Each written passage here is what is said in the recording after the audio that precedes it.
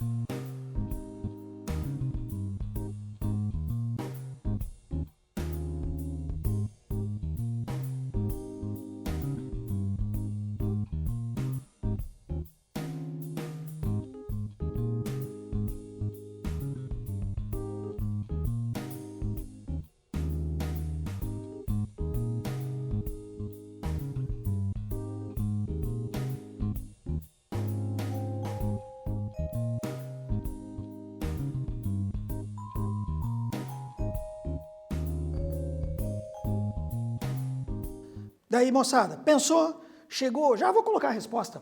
Ah, ô professor, acertei todas agora. Maravilha, cara. Maravilha, garota. Vamos junto. Por que que a letra B e a letra C está errada? Vamos ver. Letra B. As elevadas cadeias de montanha e cordilheiras estão localizadas na porção oriental. Parou. Oriental, não. É na parte ocidental. Lembra do Pangeia? Lembra da separação dos continentes? A África, e aqui eu tenho a América. A América vai se separando para cá, ó. Ela vai bater no outra placa e que vai fazer o soerguimento das montanhas, tá vendo? É assim por isso, tá? Essa foi a dinâmica. Então, errada por isso. Letra C. As áreas de planícies litorâneas estão localizadas na orla litorânea dos oceanos. Óbvio que na orla litorânea. Atlântico na porção ocidental. O Atlântico não fica no ocidente. O Atlântico fica na porção oriental, leste. E se eu inverter aqui, ó, Pacífico na porção oriental, o Pacífico é no ocidente. É só inverter. Ou duas coisas. Ou você inverte Pacífico e Atlântico, ou você inverte oriental e ocidental. Correto fica oceanos Atlântico na porção oriental e Pacífico na porção ocidental. Fechamos assim? Seguindo, Cordilheira dos Andes. Olha que legal. Lindo, lindo, lindo lugar. E aí, eu coloquei isso aqui um pouquinho para a gente ver que na cordilheira existe um negócio chamado altiplano. O que é um altiplano? É como se fosse um planalto em elevadas altitudes que fica dentro ali da Cordilheira dos Andes, do jeito que está mostrando esse desenho. Repare que nós temos o Oceano Pacífico, orla litorânea, está aqui estreitinho, ó, tá vendo? Vem toda a cordilheira, e essa cordilheira ainda é dividida em cordilheira ocidental e cordilheira oriental ou cordilheira real, e no meio você tem o altiplano. E olha que legal, professor, a planície do Pantanal e o rio Paraguai. Muito importante no contexto histórico, né, nosso aqui, tá? Mas veja, toda essa forma de relevo é o relevo andino, né? E aí nós temos um destaque bem importante nos Andes centrais, ok? Nesta região, sim, onde você tem lá o Machu Picchu. Olha que bonito aquele lugar. O dia que você tiver oportunidade, vá lá conhecer que vale a pena. Beleza? Muito bem. Clima da América. Para falar de clima, vamos recordar, nós temos aqui, ó, Equador, lembra? Trópico de Câncer, Trópico de Capricórnio, lembra? Zona intertropical, zona temperada norte, zona temperada sul, zona polar ártico e a zona polar antártico não vai aparecer aqui no continente. Olha que legal. E para falar de fatores climáticos, né, falar de clima, eu preciso recordar com vocês fatores climáticos. Primeiro deles, latitude. Horas. Espero que você entenda que o termo inversamente proporcional e diretamente proporcional. A latitude, ela é inversamente proporcional à altitude, ou seja, quanto maior for a latitude, menor é a temperatura. Ó. Maior a latitude, menor a temperatura. Acompanhe comigo. Se a linha do Equador é aqui, e eu estou me afastando da linha do Equador, vai ficando mais frio ou mais quente? Isso, mais frio. Portanto, à medida que eu me afasto da linha do Equador, latitude é 0, ele vai lá ó, ficando cada vez mais frio, à medida que eu vou tanto para o norte como para o sul. Beleza? É um fator climático importante a latitude? Muito. É ela que define as zonas climáticas. Lembra dos paralelos que eu citei? Então tá aí.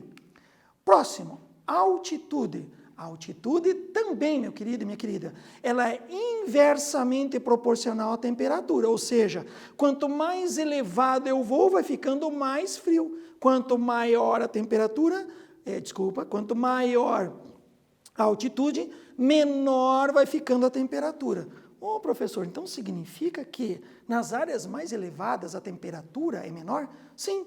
Por exemplo, a nossa capital, a cidade de Curitiba. Ele tem uma altitude aproximada entre 830 a 1.200 metros acima do nível do mar.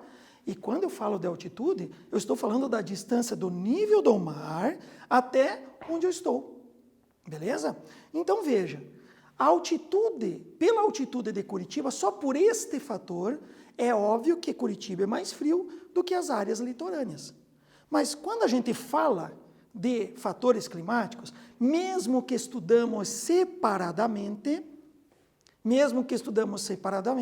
eles interagem entre si. Eu não posso separar a latitude da altitude dos outros que nós vamos ver. Portanto, está aí. Ó. Mas, professor, tem alguma proporção? Sim. Para cada 300 metros que a gente sobe no relevo, diminui 2 graus Celsius. Esta é a proporção. Portanto, ela é inversamente proporcional à temperatura. Quanto maior a altitude, menor a temperatura. E ainda, à medida que eu vou subindo a cada aproximadamente 300 metros, a temperatura diminui 2 graus Celsius. Beleza? Ele é igual da latitude? Sim. Quanto maior a latitude, menor a temperatura. Quanto maior a altitude, menor a temperatura também. Massas de ar. Massas de ar é outro fator climático top. Por quê? São aí as diferenças que nós temos de pressão existente entre um local e outro. Faz com que nós tenhamos o deslocamento de uma massa, de um vento, que vai se deslocar sempre de um centro de alta pressão para um centro de baixa pressão. Então, lá, aqui eu tenho alta pressão, aqui eu tenho baixa pressão. O planeta Terra quer isso? Não, ele quer o equilíbrio. Consequentemente, o vento vai soprar de alta para baixa para haver este equilíbrio. É por isso que ocasiona os ventos. E algumas dessas massas de ar, que algumas são conhecidas, né, acabam influenciando o clima por onde passa. Correntes marítimas, verdadeiros rios que passam por entre os oceanos e mares. E aí você teria, como corrente marítima, por exemplo, a mesma situação das massas de ar. Você tem correntes marítimas frias e quentes, e tudo depende de onde saiu. Se eu tenho lá, por exemplo, a área equatorial, uma corrente vai ser uma corrente quente, que se desloca, buscando o equilíbrio térmico e dinâmico do nosso planeta, se desloca para as áreas norte e sul e vice-versa. Uma corrente, de repente, massa de ar ou corrente marítima fria, vem em direção à linha do Equador e assim minimiza as regiões por onde passa, afetando o clima daquele espaço. E para finalizar, maritimidade e continentalidade. Maritimidade ocorre durante o dia. Com as devidas diferenças de pressão, a areia ela não tem a propriedade de reter calor. Com certeza, minha amiga, e com certeza, meu amigo, você já foi para a praia naquele calorão e tinha que passar pelo areião e você saiu saltitando porque estava queimando seus pezinhos. O que aconteceu? Horas, areia muito quente, mas o mar não, a água estava fria, tranquila. Se é assim, sopra o vento de baixa pressão, de alta pressão, cuja temperatura é baixa, e vem para o continente. Né? Portanto, nós chamamos isso de maritimidade. O vento está soprando do mar para o continente. Mas à noite inverte. A areia se esfria rapidamente, porque ela não retém calor. E as águas do mar não, eles continuam quentinhas. Portanto, agora inverteu. O vento vai soprar do continente para o mar. Beleza? Eu acho que ficou legal, né? Vamos fazer uma atividade. Sobre o clima da América, V para verdadeiro, F para falso, acompanhe. A latitude é um importante fator climático para o continente americano, devido à sua grande extensão no sentido norte e sul, ocasionando extremos climáticos de calor e frio. Letra B. A longitude está relacionada ao relevo e se apresenta de forma inversamente proporcional à temperatura, ou seja, quanto maior a longitude, menor a temperatura. E letra C. Todos os fatores climáticos possuem relação entre si, mesmo que estudados separadamente. Dá uma pensadinha e já voltamos.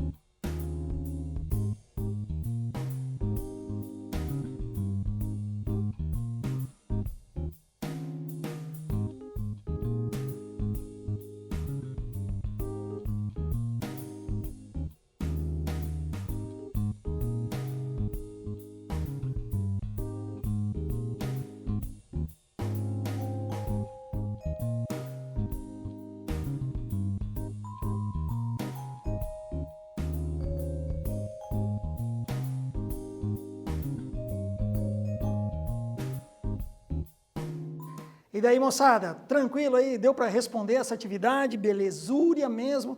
Eu gosto demais desse tema.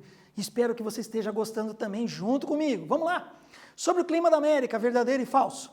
Letra A. A latitude é um importante fator climático para o continente americano, devido à sua grande extensão no sentido norte-sul, ocasionando extremos climáticos de calor perfeito. A resposta correta está aí, ó. Ô, professor, acertei todas! Maravilha! Isso mesmo. Vamos direto para o foco? Letra B é falsa por quê? Porque não é longitude, cara. Longitude é fuso horário. A gente, quando fala de clima, ó, latitude. Mas este aqui não está falando nem de latitude. Ele está falando da altitude. Veja o teor. Se eu substituir por altitude já, a altitude está relacionada ao relevo, certo? E se apresenta de forma inversamente proporcional à temperatura. Ou seja, quanto maior a altitude, menor a temperatura, na proporção de 2 graus para cada aproximadamente 300 metros que você sobe no relevo, ou desce, né? Vamos supor que eu estou em Curitiba, 1.200 metros. Eu vou descer 300 metros, vou descer 900. Se aqui está 20 graus, desci para 900 metros, vou ter quanto? 18 graus. Mas é óbvio que esta questão letra C mata pau. Por quê? Todos os fatores climáticos possuem relação entre si, mesmo que estudados separados, ou seja, estudamos separados. Mas eu não posso apenas definir o clima de uma região pelo fator altitude ou pelo fator latitude. Tudo é feito junto, beleza? Vamos para frente? Olha a vegetação aí. E sobre vegetação, por que a vegetação original da América? Como se essa vegetação não tivesse sofrido a interferência do ser humano nela, né? Dos fenômenos antrópicos na modificação do espaço, como urbanização, industrialização, corta árvore, tira árvore, enfim, tá bom? E quero começar aqui pela vegetação. Nós vamos começar do norte, seguindo aí para a linha do Equador, beleza? Essa primeira vegetação que nós estamos vendo é uma vegetação de nome, faz parte da floresta boreal, é o que nós chamamos de tundra. Tundra é uma vegetação rasteira que ocorre com o degelo, tanto nas partes de verão, lá no hemisfério norte, como também em altitudes mais elevadas. E ali você tem a taiga. A taiga é uma vegetação do tipo de coníferas, né? Professor, por que chama a árvore de conífera? Por causa que é um cone? Não. Por causa da sua semente.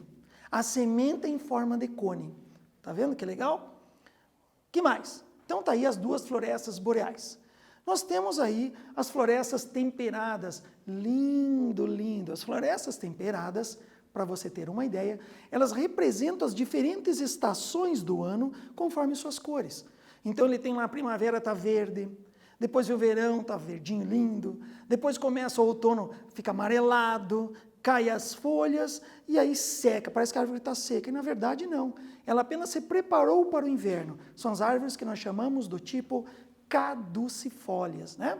Então está ali, ó. Olha que beleza de imagem. Outra, as florestas de araucárias, que seriam tipo um exemplo de uma vegetação subtropical. E lembra que eu falei que a taiga, ela é conífera por conta da forma da semente? Qual é a semente da araucária? Isso, o pinhão. E o pinhão não tem uma forma de cone? Sim, portanto, o araucária também é uma conífera. Mesmo que ela não tenha aquela... A árvore, ela é, né, diferente, ela não tem aquela forma de cone, ok? Mas ela é tida como uma conífera. Olha que curiosidade legal. Está aí um exemplo de vegetação subtropical.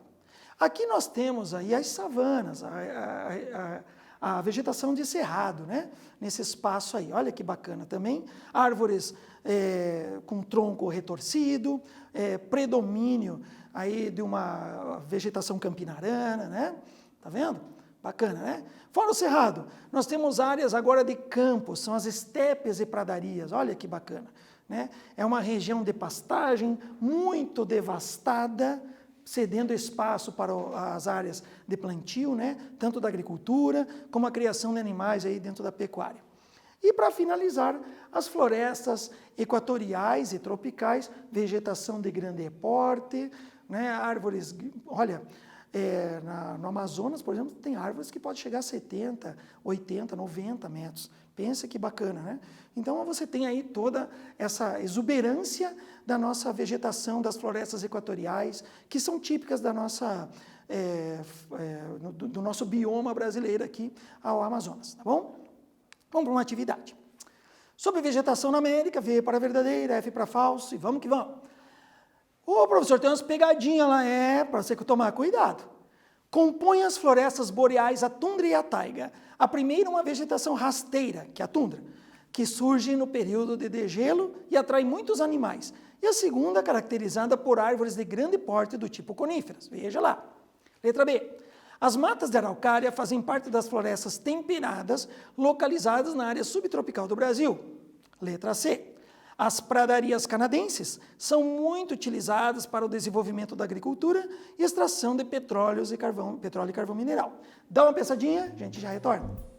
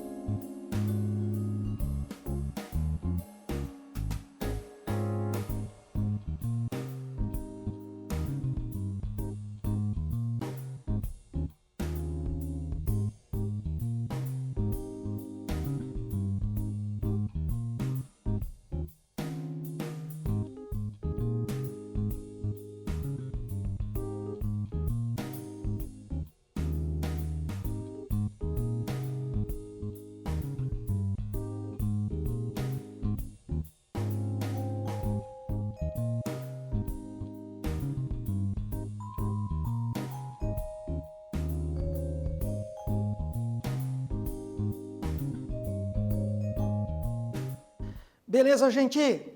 Legal, né? Olha que bacana. Sabe por que da pegadinha? Porque todas são verdadeiras. Normalmente a gente fica caçando onde é que ele colocou o erro, onde é que ele... Mas dessa vez não tem erro, tá vendo? Não tem pegadinha nenhuma, na verdade. Olha que legal. Todas verdadeiras. Eu queria muito que você tivesse isso anotado no teu caderno. É praticamente um resumão geral, né? Essa parte aí do estudo da vegetação na América. Tá bom? É de modo sucinto, mas te dá um embasamento bem bacana a respeito do assunto. Vamos lá para a hidrografia da América. Gente, com a Cordilheira dos Andes, com as áreas de planalto e também áreas montanhosas, você tem grandes divisores de água. Pensa assim, eu tenho lá uma montanha, vem a chuva, parte da chuva vai cair de um lado, outro, do outro lado da montanha, e vai criando, então, essas nascentes desses rios, tá? Então, na verdade, os divisores de água proporcionaram para praticamente o continente americano grandes quantidades de rios, tudo bem? E esses rios, eles vão desembocar em um momento, horas no oceano, horas dentro do continente. E aí nós temos dois termos legais, endorreico e exorreico. Quando que é endorreico? Quando o rio desemboca dentro do próprio continente, dentro de um outro rio, dentro de um lago. E quando que é exorreico? Quando ele tem a sua desembocadura para fora do continente. Daí, no caso, né, uma baía, o próprio Oceano Atlântico, assim por diante. Tudo bem? Bom, dois tipos de vertente. Nós temos a vertente atlântica, porque o rio desemboca no Oceano Atlântico, e a maioria dentro do continente americano, e a vertente pacífica, cujos rios vão desembocar na parte do Oceano Pacífico. Uma curiosidade interessante é que as vertentes pacíficas, os rios são bem curtinhos, mas as vertentes atlânticas são bem grandes os rios. O maior deles, do mundo, o rio Amazonas, que, por exemplo, nasce lá na Cordilheira dos Andes, no Peru, percorre todo o país, grande parte ali da parte norte do Brasil, e vai desembocar lá perto da ilha do Marajó, né, com vertente atlântica também. Uma outra curiosidade do Amazonas, ele é um rio do tipo nival pluvial. Ele capta as suas águas, tanto da chuva, como do derretimento das geleiras lá na Cordilheira dos Andes. Tudo bem? Algumas bacias hidrográficas importantes, a principal delas, sem sombra de dúvida, a bacia amazônica, que pega aqui essa região, né, da América, tá? Parte norte ali da América do Sul. Você tem a bacia hidrográfica, a bacia platina, que pega este outro espaço aqui, cujo rio Paraná faz parte dele. Nós temos aí a bacia do Mississippi e do Missouri, ok? Você tem a bacia do Orinoco, que fica nesta outra região norte aqui da América do Sul. Você tem a bacia do rio Hudson, você tem a bacia do Mackenzie e também do rio São Francisco, né? Beleza? Eu só citei algumas. Por favor, pegue o teu mapa, um mapa de hidrografia, ou veja na internet, acesse, dá uma estudadinha, como é interessante essas bacias hidrográficas. Professor, mas eu não lembro. O que é uma bacia hidrográfica e o que é um rio? Ora, rio é um rio, né? Bacia hidrográfica é uma área que compreende um rio principal e seus afluentes. Portanto, dizer que uma bacia hidrográfica é só rio é um erro. Ele compreende a área do entorno. Se eu for lá e sujar aquela área, poluir aquela área, aquela bacia, mesmo que não esteja poluindo o rio, mas jogando lixo na parte de terras, né, eu também estarei prejudicando aquela bacia. E aí entra a gestão de bacia hidrográfica, que é muito, muito importante. Portanto, nós temos que cuidar do rio, mas do entorno dele também. Beleza? Vamos aí fazer uma atividade. Sobre a hidrografia na América, marque V para verdadeiro e F para falso. Letra A. A maioria dos rios possuem vertente atlântica e os rios de vertente pacífica são curtos. Letra B. A bacia hidrográfica do Amazonas é o maior destaque da América, com a sua nascente no Planalto das Guianas. E letra C. A Cordilheira dos Andes, a Serra Madre Oriental e Ocidental no México, a Serra Nevada, as Rochosas, são formações que servem como divisores de água de grandes bacias hidrográficas no continente americano. Dá uma pensadinha, a gente já volta.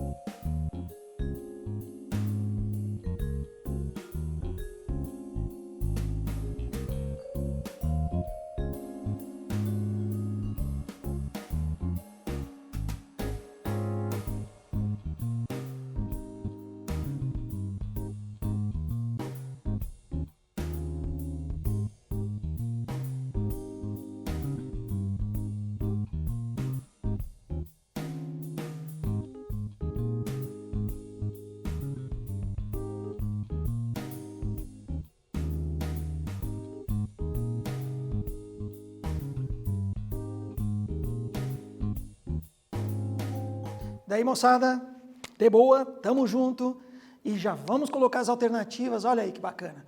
Professor, acertei todas, maravilha. Professor, errei todas. Cara, não fica desesperado, né? Estamos aprendendo aí, dá uma estudadinha, veja depois a aula, volte, veja os slides que a CED está deixando para você, a Secretaria de Educação, tá bom? E estamos junto e vamos que vamos, no foco na letra B comigo. Por que é falso? A bacia hidrográfica do Amazonas é o maior destaque da América. E a sua nascente é no Planalto das Guianas? Não, cara. Lembra que eu falei? Na Cordilheira dos Andes, no Peru. Inclusive eu falei assim, que ele é um rio nival pluvial, ou seja, ele tem a captação das suas águas, começa pelo derretimento das geleiras e também do alto índice de precipitação naquele espaço. Joia? Deserto do Atacama. O deserto do Atacama está aqui, ó. Tá vendo essa parte, essa mancha que tem ali na porção na porção ocidental da América? Tá ali. Olha o que acontece, qual é a dinâmica.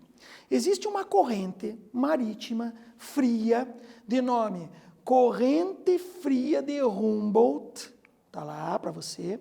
Essa corrente fria, ela passa neste espaço e segue em direção à linha do Equador. Então ela se forma ali nas latitudes mais elevadas e sobe. Por que ela tem, que relação ela tem com o deserto do Atacama? Toda. De um lado eu tenho a Cordilheira dos Andes. Consequentemente, a umidade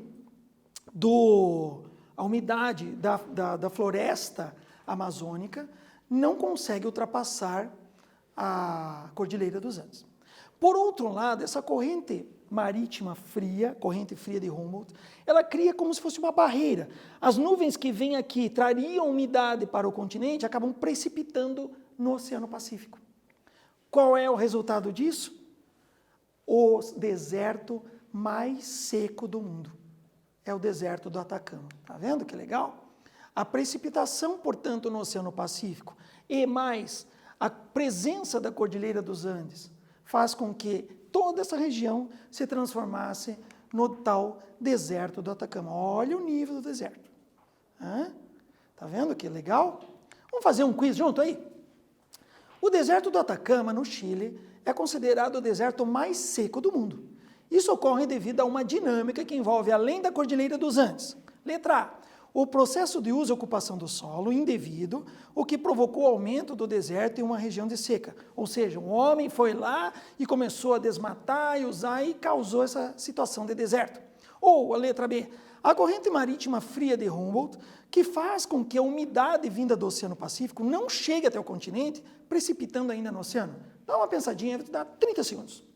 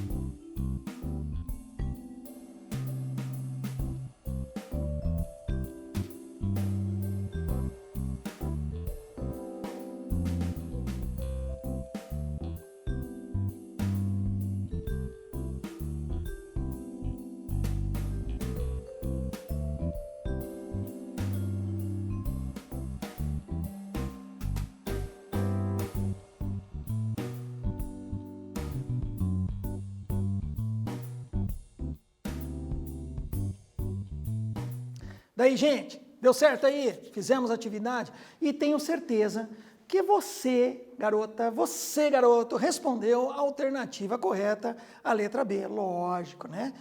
Falamos dela.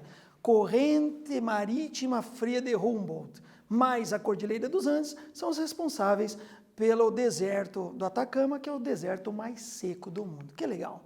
Na aula de hoje, nós vimos aí, ó, os principais aspectos, até mesmo físicos, do continente americano. Topzera, muito legal mesmo, né? E na próxima aula a gente vai fazer a mesma coisa, só que com a África. Não perca, Tamo junto, tá? Se cuidem e vamos que vamos.